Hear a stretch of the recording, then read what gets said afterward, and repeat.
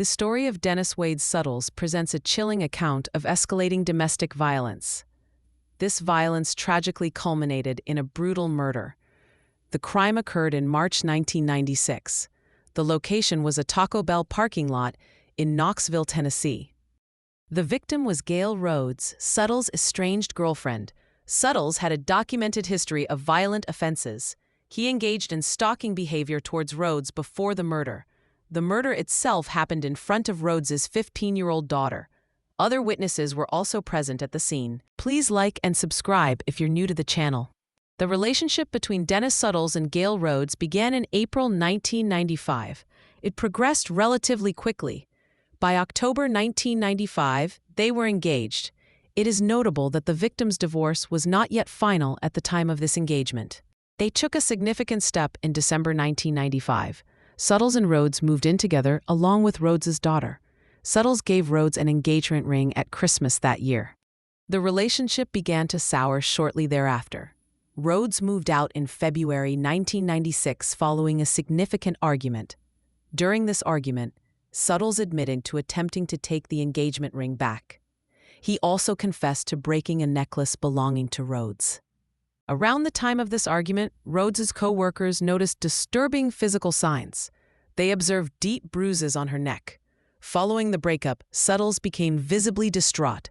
He repeatedly attempted to reconcile with Rhodes.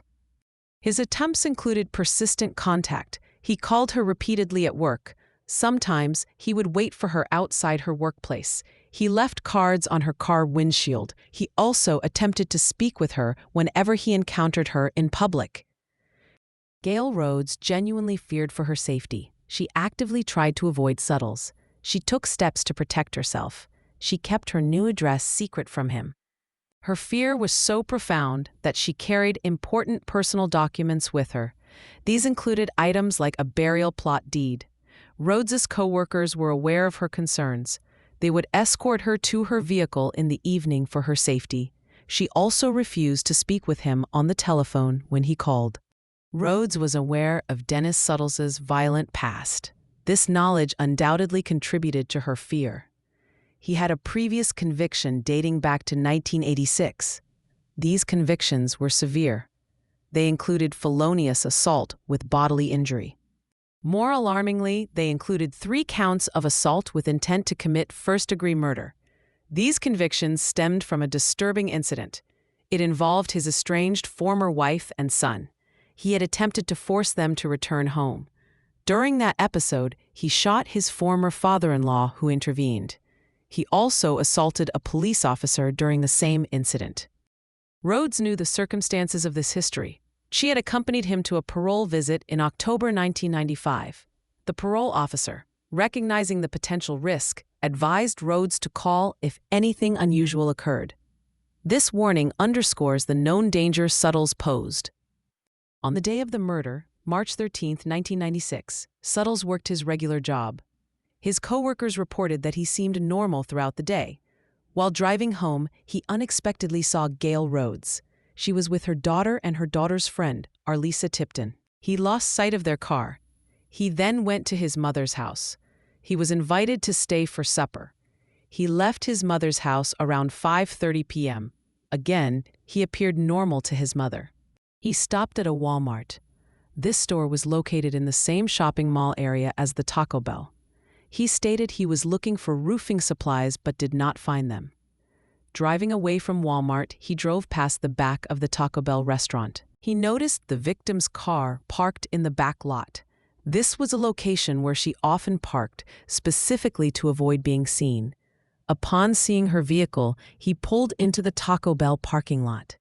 Suttles parked his car directly beside the victim's vehicle.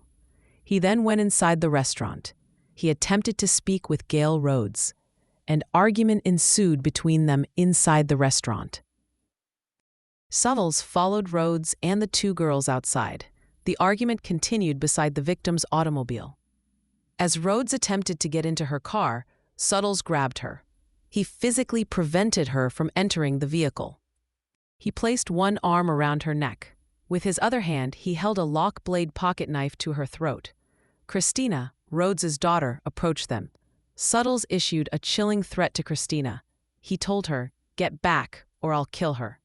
Christina, understandably, stepped back. The victim, Gail Rhodes, attempted to de-escalate the situation. She told Suttles to put the knife away. She promised she would go with him if he complied. Suttles appeared to respond to this. He put the knife in his pocket. He apologized to Rhodes and released her. However, this was a momentary reprieve. The victim immediately fled toward the restaurant, seeking safety. Suttles pursued her. He tackled the victim before she could reach the entrance. He pulled out his knife again. He then committed the horrific act. He slashed her throat. He proceeded to stab her multiple times. Christina witnessed the entire attack from a distance of only about 3 feet. Christina later provided a harrowing description of the injuries inflicted. She described a cut or slit neck. She detailed stab wounds to the face, a cut lip, cut hair, and cuts to the body. She stated he flipped her over and stabbed her back. Other witnesses were also present and observed parts of the attack. These included Amanda Reagan, a Taco Bell employee, and Sean Patrick Kane, a grocery store customer. When the attack was finished, Suttles arose from the victim's body. He calmly wiped off his knife. He returned it to his pocket. He then got into his car in a calm, almost nonchalant manner. He drove away from the scene. Christina testified to a final disturbing detail. She stated that Suttles smiled at her as he drove by. Witnesses, including Reagan and Kane, had the presence of mind to notice his license plate number. They provided this crucial information to the police. Dennis Wade Suttles was subsequently apprehended. He was convicted of first-degree murder in November 1997. The jury sentenced him to death. The jury found 2 specific aggravating circumstances that justified the death penalty in this case. The first aggravating circumstance was his prior violent felony convictions. This history demonstrated a pattern of dangerous behavior. The second aggravating circumstance was the especially heinous, atrocious, and cruel nature of the murder itself. As of the information available, no execution date has been set for Dennis Wade Suttles. This case stands as a stark reminder of the potential lethality of domestic violence and the importance of recognizing and responding to warning signs.